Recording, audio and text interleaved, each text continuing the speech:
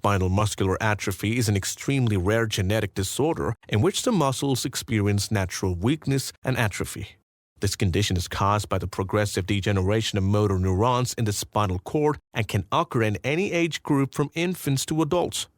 Do you know how this rare disorder affects our daily lives? Let's take a closer look at what spinal muscular atrophy is and what are its consequences. Before going into the video, please subscribe to our channel and hit the bell icon. Let's get started. What is spinal muscular atrophy? SMA. The survival motor neuron 1 SMN1 gene is a gene that plays an important role in the production of survival motor neuron SMN protein in our body. Spinal muscular atrophy is caused by a mutation in this survival motor neuron gene.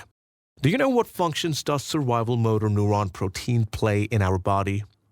Motor neurons help transmit signals from our brain to our muscles.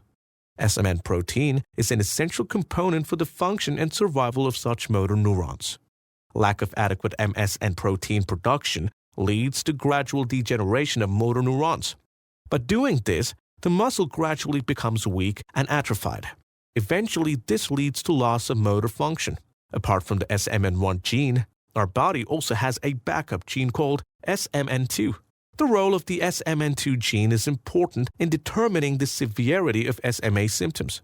Although SMN2 also produces the SMN protein, the protein produced by SMN2 is less functional than the SMN1 gene, which contributes to the progression of SMA symptoms.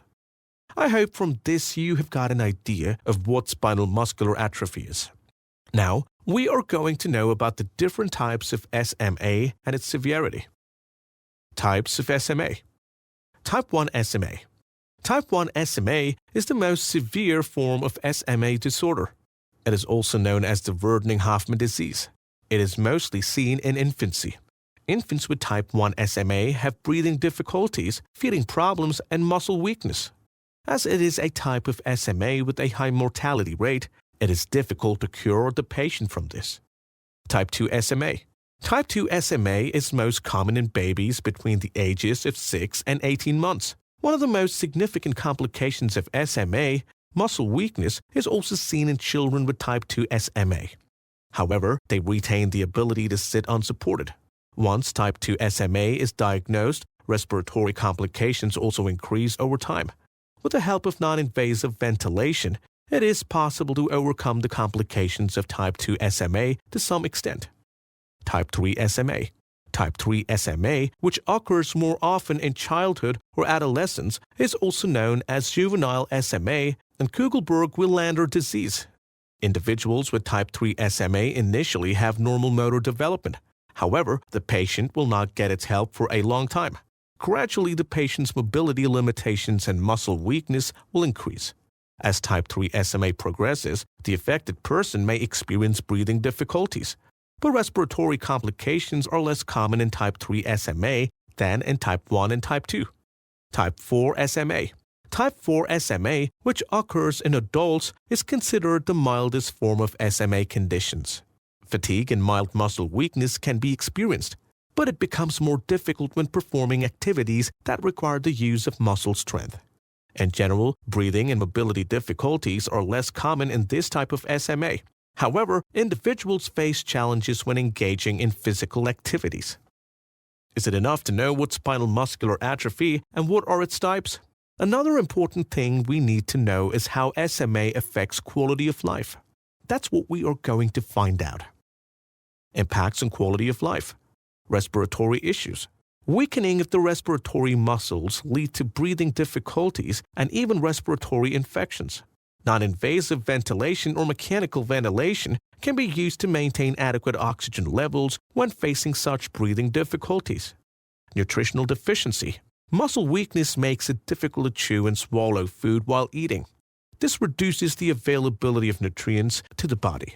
Also, malnutrition may cause complications such as aspiration pneumonia in individuals. To prevent this, individuals with SMA may require modified diets, nutritional supplements, or feeding tubes to ensure adequate nutrition. Mobility challenges. As atrophy and muscle weakness increase, the patient's mobility and physical independence are lost to some extent. When this happens, the affected person needs walking aids or wheelchairs to move. The main thing to do is to ensure a comfortable environment and accommodation for the patient. Mental breakdown.